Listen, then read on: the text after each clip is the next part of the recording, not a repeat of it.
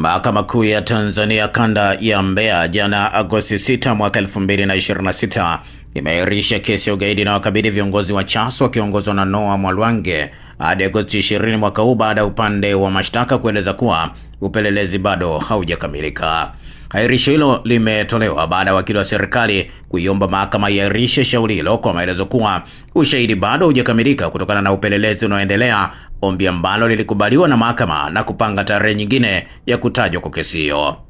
Kwa upande wa utetezi, wakili anayewawakilisha washtakiwa Philip Mwakilima amewasilisha hoja mbalimbali akieleza kuwa wateja wake walikamatwa tangu Julai 4 mwaka 2026 kwa amri za viongozi wa Jeshi la Polisi mkoa wa Mbeya wakiwa katika maandalizi ya mitihani yao ya mwisho wa mwaka, akidai kuwa kukamatwa kwa washtakiwa kulihusishwa na wanachama wao wa Chadema na kwamba walipigwa na kuteswa ili kushinikizwa kukiri makosa pamoja na kutaja majina baadhi ya viongozi wa chama.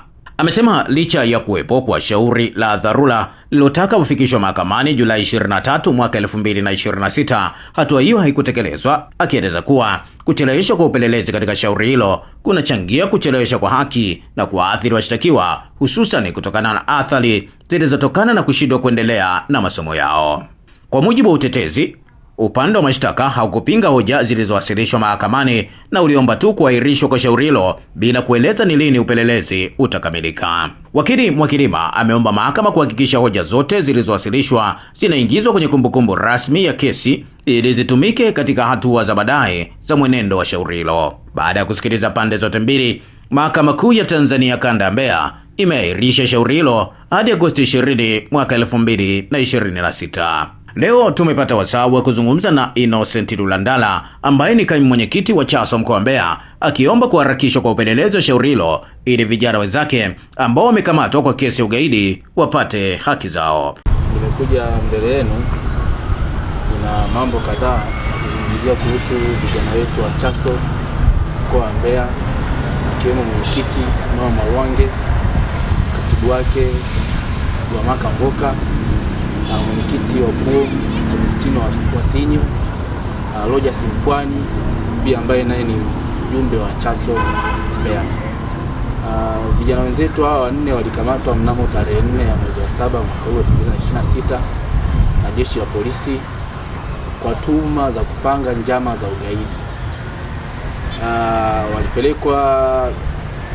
Walipelekwa mahabusu kwa hizo tuhuma, lakini tarehe 23 mwezi wa 7 walipelekwa mahakamani ambapo ilitolewa taarifa kwamba wataenda kusomewa mashtaka.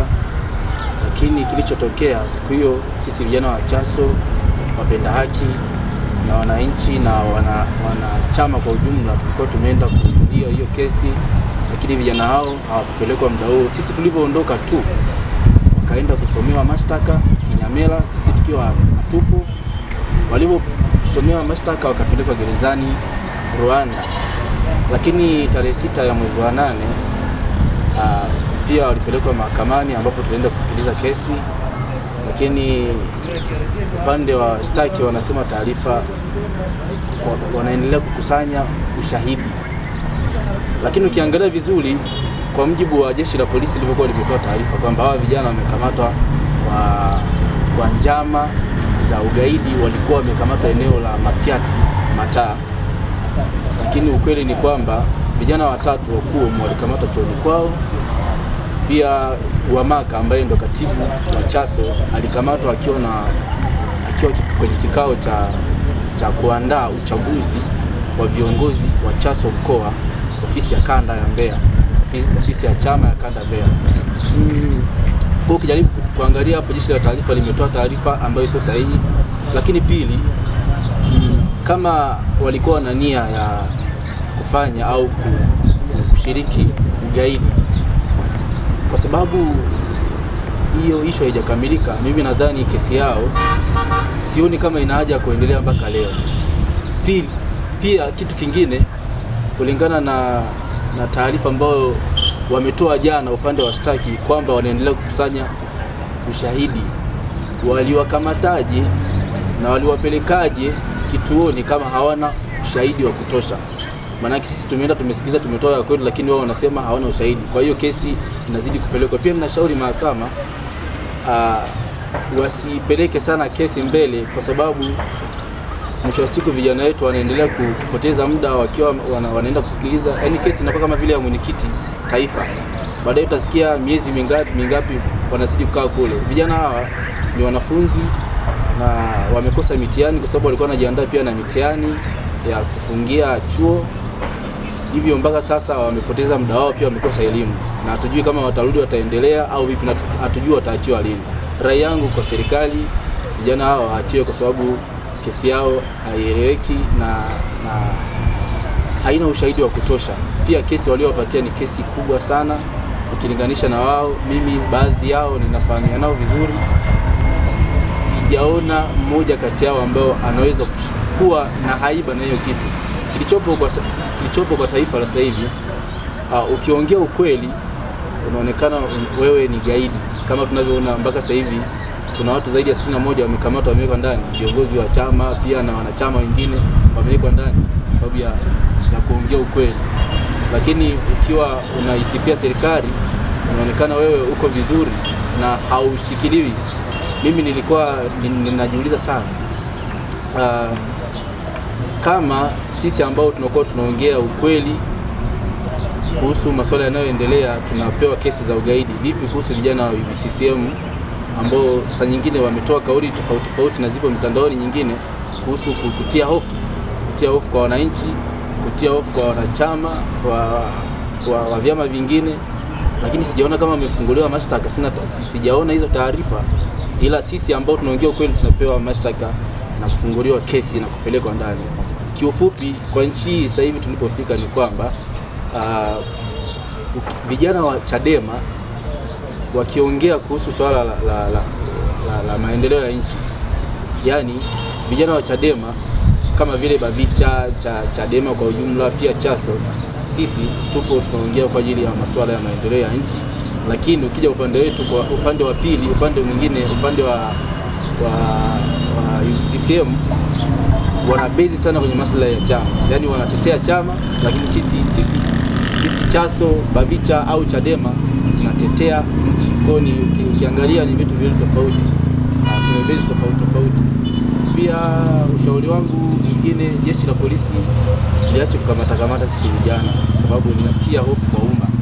Na kama linatia hofu kwa umma, ukienda kuangalia kwenye kitu kinachoitwa Prevention of Terrorism Act, inasema mojawapo ya kigezo ya mtu kutuhumiwa kesi ya ugaidi ni kutia hofu kwa umma. Kama tunavyoona sasa hivi polisi wanakuwa sana, wanatembea na silaha kutia hofu kwa jamii. Mimi nadhani labda watu ambao walikuwa wapewe tuhuma ya kwanza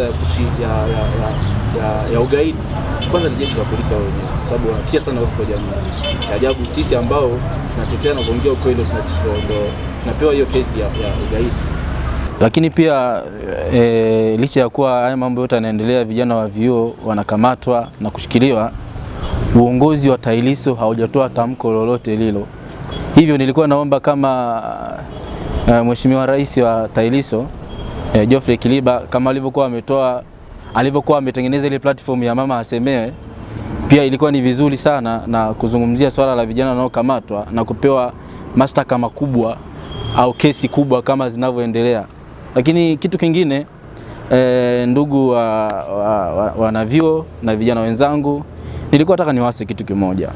Kuna kitu kinaitwa ambacho kimesambaa sana mavyuoni kwetu, na kipindi tunamaliza huko elimu za chini tulikuwa tunaambiwa ukienda chuo jitahidi sana kuwa mwanachuo. Mimi binafsi nikikumbuka niliambiwa hayo maneno kwamba ukienda chuo jitahidi kuwa mwana CCM, UVCCM, kwamba kuna favor fulani inapatikana hasa pia upande wa ajira. Lakini ukweli ni kwamba tangu mwaka 2020 mpaka mwaka jana wahitimu ambao wamehitimu vyuo ni kwa mwaka 2020 walikuwa ni 60,940. Baadaye 2021 walikuwa wahitimu kama 50,056. Baadaye wakaja 48,000. 2022, 2023 walikuwa 54,000. 2024 walikuwa 57,000. 2025 walikuwa wanafunzi 56,000.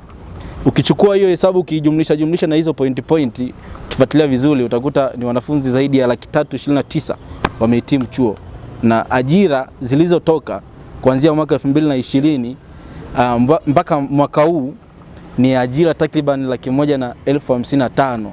Kwa hiyo ukipiga hesabu vizuri, na hapo sijajumlisha wanafunzi ambao wamemaliza sasa hivi mwaka huu, ambapo ukifanya makadirio ni kama wanafunzi 55,000 mpaka 60,000. Kwa hiyo ukichukua ile 329 ukijumlisha na 60,000 unapata kama 389, na zile point ni kama vile 390. Sasa wanafunzi 390 waliopata ajira ni wanafunzi 155,000. Tena hao 155,000 yawezekana wengine walimalizaga 2010 huko, 2008, 2010 na ngapi huko. Hizo ni kwa makadirio. Kwa hiyo ukisema wewe hauongei au wewe unaogopa kuongea kwa sababu kuna favor fulani itapita, ndugu, mimi niseme tu kweli, kulingana na mfumo ulioko sasa hivi tunaona kabisa wanaopewa ajira aidha ni kwa maelekezo au kuna kitu fulani ambacho kinakufanya upewe ajira tofauti na qualification yako, ila sio kwa sababu wewe ni mwana UVCCM. UVCCM wangapi wamemaliza vyuo na hawajapewa kazi? Watu wangapi walikuwa ni wanachama na hawajapewa kazi? Ila kwa sababu wewe tumepewa hayo mashinikizo. Mimi binafsi hiyo kauli ya kwamba ukiwa mwana UVCCM kuna favor fulani inapita, of course hiyo mimi naomba ni clarify kwamba hicho kitu hakipo, kwa sababu mimi mwenyewe nimekuwa ni shuhuda. Wapo ambao walimaliza walikuwa na UVCCM mpaka leo ni wana UVCCM, lakini hamna walichokipata. Zaidi tu unapewa oga. Mifumo imetengenezwa serikali, yani serikali inatoa elimu mbovu, pia inatengeneza mfumo mbovu. Huo mfumo mbovu unakukandamiza wewe ili uamini kwamba ukisema tu utapewa favor, lakini kiukweli hamna favor inayofanyika. Kwa ni kama vile tunafanyiwa kama mchezo na tupo ndani ya system. Tupo ndani ya mfumo ambao serikali imeweka. Kwa tuachane na hayo maswala. Mimi binafsi nasema kwamba ni bora useme ukweli na hujapata kazi au hujapata ajira, kuliko wewe ni mwana UVCCM hujasema ukweli na bado hujapata kazi. Yupi bora? Bora naye atoa na hajapata kazi, angalau unakuwa uko vizuri upande wa kisaikolojia, lakini unajua tu unajua kwamba licha ya kuwa sijapata kazi lakini nimesema ukweli. Pia kitu kingine, vijana wenzangu wana vyuo na vijana wote kwa ujumla ambao sio wanachuo, kitu ambacho naomba kuwasihi na kuwatia faraja ni kwamba licha ya kuwa ya mifumo yote inayobana na kutia hofu sisi wananchi, wewe ukikaa kimya, mimi nikakaa kimya, kila mtu akakaa kimya, hamna mabadiliko yanayofanyika. Hata kipindi cha babu zetu akina baba wa taifa Mwalimu Julius Kambarage Nyerere walikuwa ni wanaharakati. Kwa hiyo kama wao wangekaa kimya, yawezekana tusingepata uhuru mpaka leo. Lakini sasa walitoka wakaongea licha ya kupewa vikwazo ambavyo vinatokea kama sasa hivi, lakini imesaidia kuliko tukikaa kimya, kwa sababu tunaogopa mifumo. Mifumo ipo, yani unaweza usiongee na bado maisha yako yakawa magumu. Kwa hiyo ni bora useme, wao watajua. Serikali ituchukulie sisi vijana ambao tunaongea ukweli, ituchukulie positively, isituchukulie negatively. Nadhani serikali kama itatuchukulia positively ndio itakuwa ni chachu pia maendeleo. Kama itaacha hizi mambo za kukamata watu wakiongea ukweli, za kukamata watu wakifanya kitu fulani ambacho ni kizuri, ikawachukua wao vijana, tutapata vijana mmoja wazuri sana. Sisi kizazi cha sasa hivi, vijana tulioko sasa hivi, hasa napenda sana kutoa mfano kwa UVCCM. Binafsi vijana wa UVCCM ambao wako sasa hivi ni kizazi mmoja cha hatari sana na kibaya sana kwa maendeleo ya baadaye. Na nadhani viongozi wakubwa labda umri ambao umeenda waliangalia sana wawe na uchungu na taifa, kwa sababu hawa vijana ambao ni UVCCM au tuseme ambao wapo kwenye mfumo moja, ni kama vile wana asili ya uchawa. Pili, pia unafiki. Yani ni yupo kwa ajili apate kitu fulani. Kwa hiyo ni kitu fulani kimejika kwao. Kwa wanaona ili nipate favor fulani lazima niwe UVCCM, lakini haangalii maslahi. Kipindi cha baadaye sisi tukiwa labda ni watu wakubwa, umri umeendaenda, hawa vijana ambao tunawatengeneza sasa hivi wa UVCCM wanakuwa ni vijana ambao ni toxic sana, kwa sababu tayari walishakuwa na ubinafsi tangu wakiwa vijana, tangu wakiwa wadogo. Kwa mfano wakipata nafasi inakuwa ni hatari sana, na hicho kitu pia serikali ikiangalia sana. Lakini kitu kingine, serikali ina wajibu mkubwa sana wa